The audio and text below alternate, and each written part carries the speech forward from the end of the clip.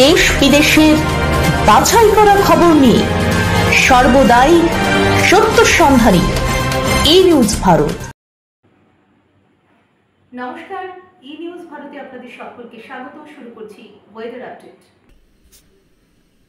বুধবার পূর্ব ও পশ্চিম বর্ধমান, বীরভূম, মুর্শিদাবাদ, নদিয়া জেলায় বজ্রবিদ্যুৎ সহ হালকা মাঝারি বৃষ্টির সম্ভাবনা রয়েছে। বৃহস্পতিবার ও শুক্রবার বিক্ষিপ্তভাবে ঝড় বৃষ্টির পূর্বাভাস রয়েছে কলকাতা সহ দক্ষিণবঙ্গের প্রায় সমস্ত জেলায়।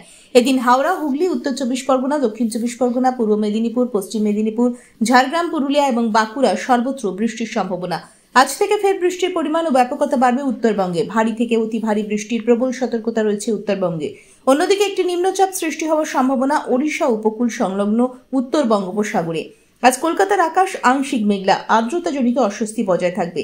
আজ কলকাতা ও তার পার্শ্ববর্তী অঞ্চলে দিনের সর্বোচ্চ তাপমাত্রা 32 ডিগ্রি সেলসিয়াস, সর্বনিম্ন 27 ডিগ্রি সেলসিয়াস, অনুভূত তাপমাত্রা 41 ডিগ্রি সেলসিয়াস, আপেক্ষিক আর্দ্রতার পরিমাণ 72%।